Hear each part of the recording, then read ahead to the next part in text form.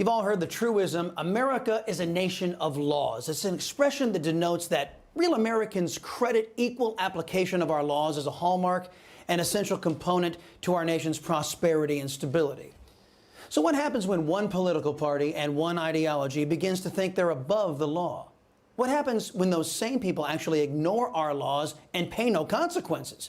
Well, it's a recipe for distrust, destruction, and chaos. Socialist-Democrats' recipe for war. That's the focus in tonight's preamble. News broke yesterday that the People's Republic of California will now partake in universal mail-in voting permanently. Here's how the Los Angeles Times described it. Governor Gavin Newsom's signature Monday on Assembly Bill 37 makes California the 8th state in the nation with a law on the books requiring every voter to be mailed a ballot. Notice the law requires every voter to get a ballot, not every citizen. That's intentional, as California is one of the states that not only allows illegal aliens to vote, but California also allows illegals to hold public office in that state. So now, in the People's Republic of California, foreign nationals will be deciding which officials run government. There's a slight teensy-weensy-bitty problem with that. We here in Texas, and I'd imagine you other states out there, refuse to live under laws that are implemented by those who are put in power by foreign nationals. In other words, I don't want citizens of other countries to have a say on my taxation, my voting rights, my freedoms and liberties. None of it. In my opinion, no representative from California should be seated in the U.S. Congress in the future because we can't be sure if foreign nationals elected them or not. To be clear, foreign nationals have no right to tell Americans how to run our country. But we know why socialists in California and other states are implementing these corrupt voting systems. They want to be able to install corrupt, incompetent, and America-last persons in government. We saw some of these people on Capitol Hill today as General White Rage Milley, Secretary Lloyd Austin, and others testified over the worst foreign policy defeat for the United States in the modern era, the chaotic and deadly withdrawal from Afghanistan. GOP senators, not the socialist senators, but the GOP senators were concerned over the stupidity exhibited in the withdrawal. That led General Milley to proclaim that he is still loyal to the United States. You know, those who actually do love the United States rarely have to say it. It's obvious from their actions. It's kind of odd that Milley feels compelled to remind us of his loyalty. My loyalty to this nation, its people, and the Constitution hasn't changed and will never change as long as I have a breath to give. My loyalty is absolute, and I will not turn my back on the fallen. Oh, but you will turn your back on hundreds of American citizens and thousands of vetted Afghan allies that you and Joe Biden left behind. We know that we took out almost 6,000, I guess it is, American citizens. But how many remain? Okay, do all of you agree that Secretary of State Blinken, when he made his analysis as to how many people would be here but would still be there, he talked about the 10 to 15,000 citizens left behind, and then evacuated some 6,000. That would mean a minimum of 4,000. I cannot confirm or deny that, Senator. Recent reports put the number of Americans Joe Biden, Lloyd Austin, and White Rage Milley left behind far higher than Biden's team has admitted. But those Americans and vetted Afghan allies are liabilities to Biden's anti-American agenda, just like the Latino communities are in South Texas. They're an inconvenience to Biden's illegal immigration addiction. So Latinos in Texas and Americans in Afghanistan are allowed to have their lives ruined or ended in violation of the law and the public trust, because that's what the Socialist-Democrats need. At ABC, CBS, NBC, the New York Times, and the Washington Post, and most of the biased press are all on board with this. If this were done on President Trump's watch, the biased press would be hammering him every single day, wanting to know when all of our people would be home. But now, the cold and uncaring members of the mainstream media couldn't care less about those being harmed by Biden and his team. Back to today's dog and pony show where nobody will be held accountable. General White Rage Milley and the incompetent Lloyd Austin admitted what everyone knows, that Biden's Afghanistan withdrawal was a disaster.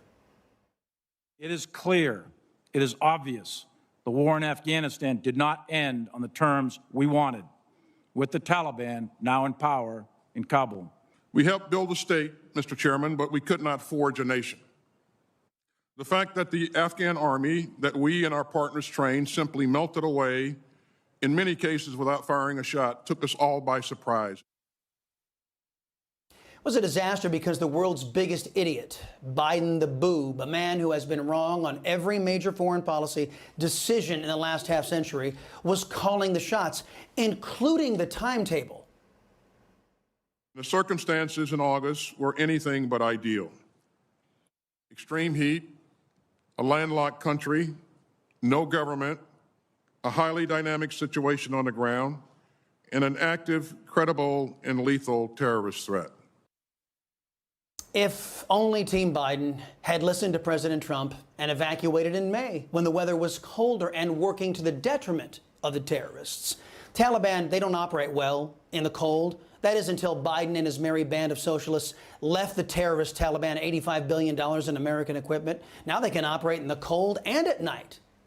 You know, I thought it was illegal to fund terrorists. Well, not if you're Joe Biden, the leader of the socialists here in America.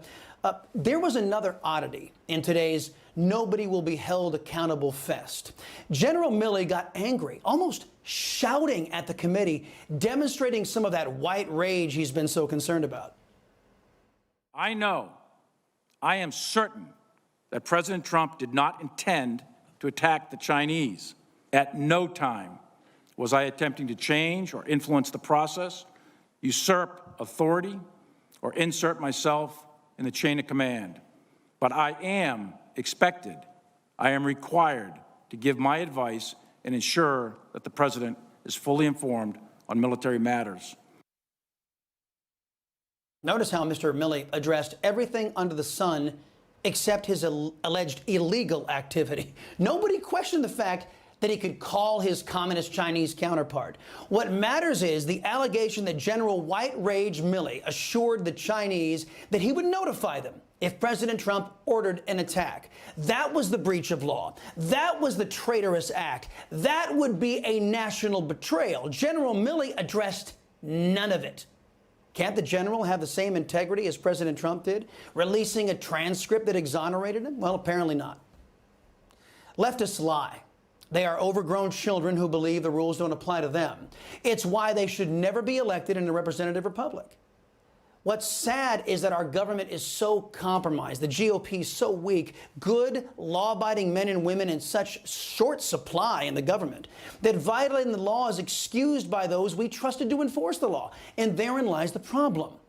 Once huge swaths of America realize that laws are merely suggestions for those in power, that codes of conduct are a relic of a bygone era, that integrity is now something Americans can only dream about in their elected politicians, that's when faith in our entire system crumbles.